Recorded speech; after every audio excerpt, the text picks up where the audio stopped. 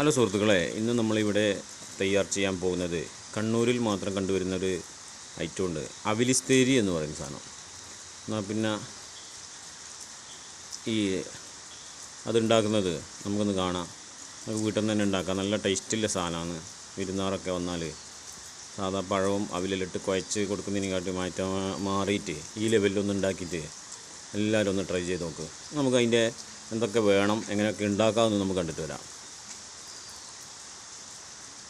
നമുക്ക് വേണ്ട സാധനങ്ങളാണ് അവില്, ഓംപൊടി, ടൂട്ടി ഫ്രൂട്ടി, അല്ല പാല്, റോബസ്റ്റോ പഴം. ഈ ഐറ്റംസുകളെല്ലാം കൂടി പഞ്ചസാര, ഇതെല്ലാം കൂടി മിക്സ് ചെയ്തിട്ടാണ് കണ്ണൂരിൽ മാത്രം കണ്ടുവരുന്ന അവിലിസ്തേരി ഉണ്ടാക്കൽ.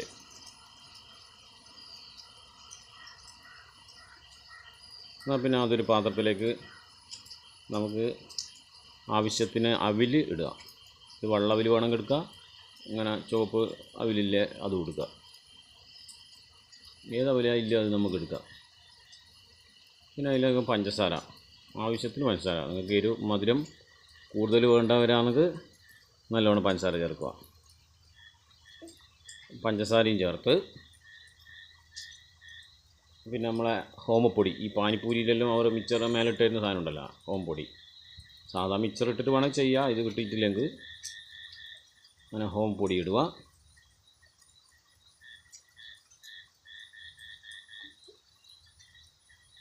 പിന്നെ അതിലേക്ക് റോബസ്റ്റോ പഴം തന്നെ വേണം കേട്ടോ. വല്ല സാധാ നേന്ത്രപ്പഴമോ മറ്റുള്ള സോദരിപ്പഴമോ മൈസൂർ പഴം ഇതൊന്നും ശരിയാവില്ല. റോബസ്റ്റോ പഴം തന്നെ വേണം, എന്നാലും അതിൻ്റെ കറക്റ്റ് ടേസ്റ്റ് നമുക്ക് കിട്ടില്ല.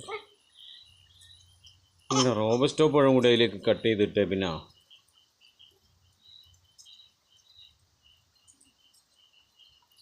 നമ്മൾ കളറിൻ്റെ ആവശ്യത്തിന് കാണാനൊരു മൊഞ്ചലായിക്കോട്ടെ എന്ന് വിചാരിച്ചിട്ടാണ് ടൂട്ടി ഫ്രൂട്ടി ചേർക്കുന്നത്. അതിൻ്റെ ഒന്നും ആവശ്യമില്ല. ഉണ്ടെങ്കിൽ ഇടുക, ഇല്ലെങ്കിൽ ഒഴിവാക്കാം.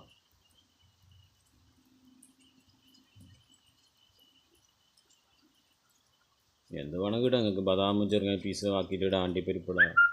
എന്തെല്ലാം സാധനം നമുക്ക് ടേസ്റ്റിന് ചേർക്കാൻ പറ്റുന്നതെല്ലാം ചേർക്കാം. പിന്നെ അതിലേക്ക് പിന്നെ മെയിൻ സാധനം നമ്മൾ പാല്. ആ പാല് പച്ചപ്പാലല്ല, തിളപ്പിച്ചിട്ട് തന്നെ ഒഴിക്കണം കേട്ടോ. നല്ല ചൂടോടുകൂടി അതിലേക്ക് ഒഴിക്കണം.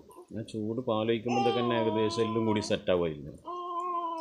പിന്നെ ഇത് ഉണ്ടാക്കി വെക്കാൻ പാടില്ല, ആവശ്യത്തിന് കഴിക്കാൻ സമയത്ത് ഉണ്ടാക്കുക. അന്നേരം തന്നെ ആ ചൂടോടെ കൂടി കഴിക്കുക, അന്നേരം അതിൻ്റെ ടേസ്റ്റ് കിട്ടുമല്ലോ.